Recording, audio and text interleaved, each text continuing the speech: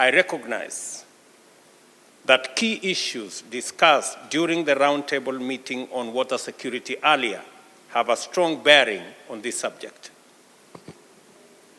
Good governance in water management is a means of mastering complexity and managing inevitable trade-offs that characterize a delicate and highly complicated policy domain. Interventions must recognize that the water sector is highly sensitive to fragmentation, silos, scale mismatch, negative externalities, monopolies, and large-scale capital-intensive investments. Good governance in the water sector must be intentional and directed to the purpose of solving fundamental water sector challenges using a combination of bottom-up and top-down processes. By this, I mean that organized water users on one hand, with the regulators and providers on the other, must be effectively engaged in effective dialogue and collective problem solving. States should ensure that the implementation and enforcement of water resource management regulatory frameworks is sound, aligned with public interest, promotes the adoption of innovative water governance practices, and effectively coordinates responsible authorities, levels of government, and relevant stakeholders. Excellencies, ladies and gentlemen, literally, water is life. Water sector governance is vital. The need for robust stakeholder engagement, monitoring and evaluation of water policies and research is therefore essential.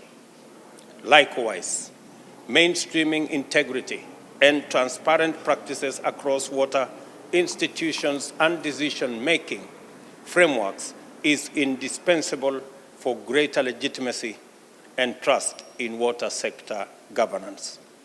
I consider this forum a significant step in our journey towards entrenching sustainable water sector governance to support human well-being, the pursuit of prosperity and security across Africa. I therefore commend you all for your participation and appreciate all efforts in convening this very important engagement. I thank you. I propose the following ways of strengthening relevant institutions to unlock finances by attracting the investments necessary to reach all our SDGs. The design and promotion of legal frameworks with sufficient incentives to attract private sector investment in sustainable water management is a necessity. Given the unique positioning of the water sector, public-private partnerships are vital vehicles of strategic investment in water systems. Properly designed PPPs can ensure efficiency and improve water productivity at the domestic, agricultural, as well as industrial scale.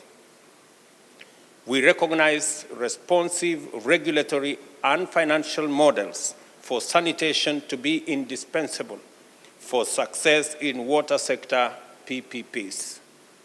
A mechanism facilitating government subsidies for sanitation service providers to transport effluents from remote residential areas to city waste treatment plants is important.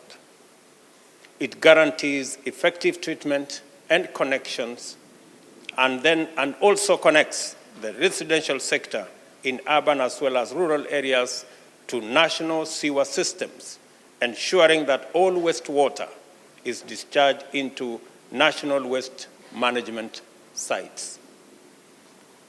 The time has come for African countries to enact climate-resilient policy frameworks and institutional mechanisms that encourage stakeholders to share data and information. Such arrangements would accelerate the identification of available water resources and facilitate the participation of relevant public and private institutions. This is critical in promoting the sustainable management of water for various uses, including but not limited to domestic, industrial, agricultural, and even wildlife.